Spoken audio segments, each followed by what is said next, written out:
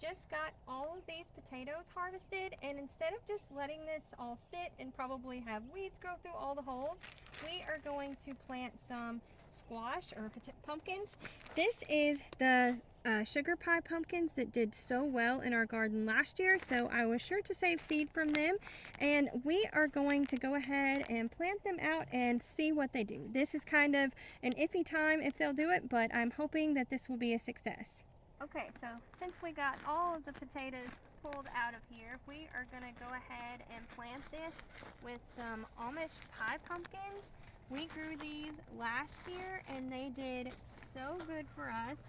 We had one or two plants and we got just like a few ounces less than 30 pounds. So I was really happy with that and they were so good. So we are just going to go ahead and plant more in here and see if we can get these to grow. For me, it's kind of a iffy thing if you can get things to start and grow at this time. It is June, so sometimes plants don't want to grow here because it's so hot, but as long as I water it frequently, they usually do okay. But last year we grew this variety here and I changed it up. Instead of doing the freezing the pumpkins like I did, like after you cook them and everything, freeze them, instead of doing that, I was experimenting with dehydrating them. I have really learned that I love dehydrating. We live in a really tiny house and I have found that dehydrating is very, very space saving. Also, the plants that we had here did not make it. It was way too hot. So I found that dehydrating is really space saving and I really like doing the potatoes that way. Just because it's space saving and it's so simple.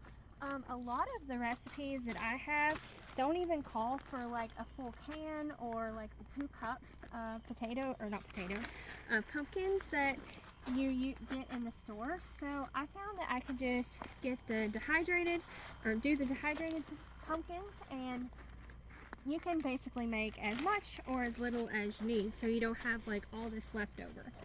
So I really like that. Some of the varieties that we tried to grow this year that did not make it was the Long Island cheese.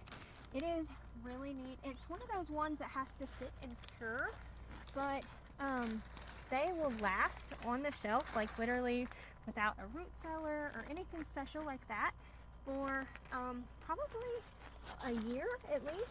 So I was really hoping we could grow those, but I've kind of given up on it.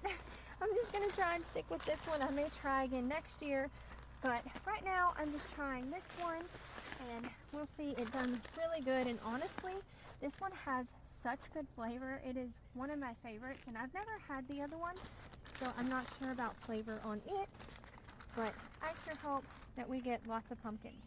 And I was trying to think, last year, I ended up doing most of our pumpkins. Now some of them we did use fresh, but most of them I just cooked up and dehydrated, and they all fit in like, it was either 1 or 2 quart jars. So it is super space saving to do it that way. So we'll see how these do. I planted quite a few more seeds in these ones than in the front, and we'll see. I always like to experiment and see what they do. So there it is. It's all planted and not fallow anymore. Okay, we got all of the pumpkins planted here and we are going to water them in. Now since it is super hot out here and it's kind of getting to where it's dry too and not raining, I'm going to make sure I come out here and give this some water every day at least for probably 2 weeks, just to help them with the germination. I have found that if you take care of them, like when they're really young like this, you have a lot better results with that. So I'm hoping this experiment works. I'm kind of sad that the other squashes that we didn't end up making it, but hopefully these ones will do good and we'll give them a good drink here, because we have started to dry out a little bit and have had some super hot days. I think that was what done the other plants in whenever I planted them. It got super hot, and I think that was just too much for them with just being transplanted. Those ones decided to come up. Okay, well, we'll continue on doing this. Excuse me. Right in your way there. Alright. And let's see, I'm trying to think if there's anything else. Y'all be sure and subscribe if you aren't already. That way you can check this out and see if this experiment actually works. By the way, subscribing's free. It doesn't cost anything. Yeah, and thank you so much if you are subscribed. We truly appreciate y'all. That is awesome. And we are getting super close to 1,000 subscribers too. So we are really excited, and that will be really fun if we can hit that number. But we are almost done here, and we're super excited too with how well our potatoes done. They did really good this year. It was really surprising after our previous experiments with them. They did not go so well. Some of these are coming up a little bit, but that's okay. And some of them I planted a whole lot of just to try and help with germination. I want this to work, so I'm trying really hard to get this to work. But that's all we have there. Thank y'all all so much for watching. Don't forget to like, comment, and subscribe. Y'all take care, and we'll see you next time.